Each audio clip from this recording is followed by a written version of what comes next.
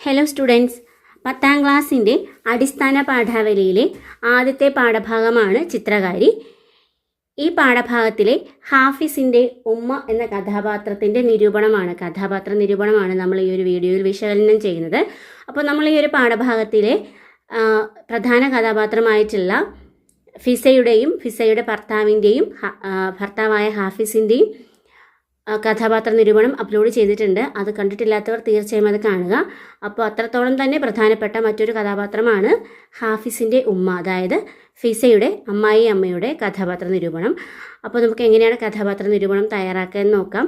അപ്പോൾ കഥാപാത്ര നിരൂപണം തയ്യാറാക്കുമ്പോൾ ആദ്യം തന്നെ എന്താണ് ചെയ്യേണ്ടത്, ഏതാണ് രചനയെന്നും രചയിതാവ് ആരെന്നും അപ്പോൾ ആ കഥാപാത്രത്തിൻ്റെ പ്രാധാന്യവും ഒക്കെ തന്നെ ഉൾക്കൊള്ളിച്ച് വേണം എഴുതാൻ വേണ്ടിയിട്ട്. അപ്പോൾ നമുക്ക് കഥാപാത്ര നിരൂപണം ഹാഫിസിൻ്റെ ഉമ്മയുടെ എങ്ങനെയാണ് തയ്യാറാക്കുക എന്ന് നോക്കാം. കെ ഷാഹിനയുടെ ചിത്രകാരി എന്ന കഥയിലെ കേന്ദ്ര കഥാപാത്രമായ ഫിസയുടെ അമ്മയും ഹാഫിസിൻ്റെ ഉമ്മയുമായ കഥാപാത്രം കുടുംബ വ്യവസ്ഥിതിക്കുള്ളിലെ യാഥാസ്ഥിതിക സ്ത്രീ സങ്കല്പങ്ങളുടെ ശക്തമായ പ്രതിരൂപമാണ്.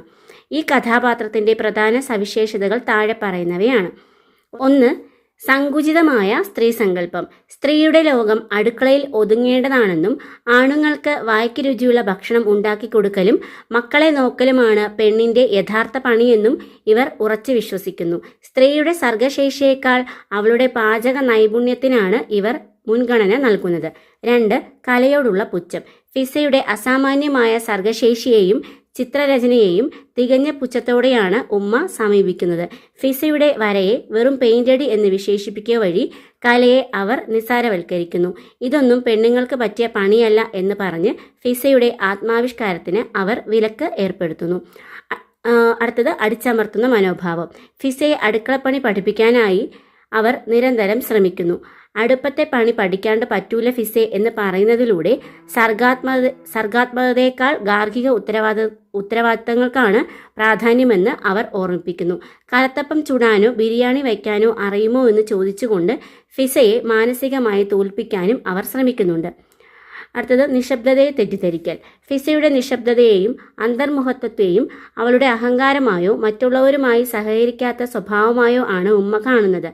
ഫിസയുടെ സർഗാത്മകമായ ലോകത്തെ തൻ്റെ കുടുംബത്തിൻ്റെ സാധാരണ താളത്തിന് തടസ്സമായി ഇവർ ഭയപ്പെടുന്നു. അടുത്തത് പുരുഷാധിപത്യത്തിൻ്റെ സ്ത്രീരൂപം.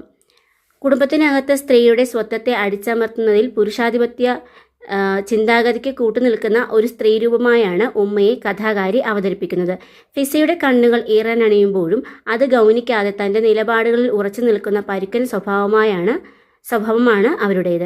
ചുരുക്കത്തിൽ കലയെയും സ്ത്രീയുടെ ആത്മപ്രകാശനത്തെയും പാടെ അവഗണിക്കുന്ന പാരമ്പര്യങ്ങളുടെയും അടുക്കളയുടെയും തടവറയ്ക്കുള്ളിൽ സ്ത്രീയെ തളച്ചിടാൻ ശ്രമിക്കുന്ന യാഥാസ്ഥിതിക കുടുംബ വ്യവസ്ഥിതിയുടെ പ്രതീകമാണ് ഹാഫിസിൻ്റെ ഉമ്മ എന്ന കഥാപാത്രം. ഒരു ഉപമയിലൂടെ പറഞ്ഞാൽ ഫിസ എന്ന വർണ്ണശോഭയുള്ള പക്ഷിയുടെ ചിറകരിയാൻ ശ്രമിക്കുന്ന കൂടൊരുക്കുന്നവളെപ്പോലെയാണ് ഹാഫിസിൻ്റെ ഉമ്മ. ആ കൂട് അവൾക്ക് സംരക്ഷണത്തെക്കാൾ ഉപരിയായി ഒരു തടവറയാണ് സൃഷ്ടിക്കുന്നത്.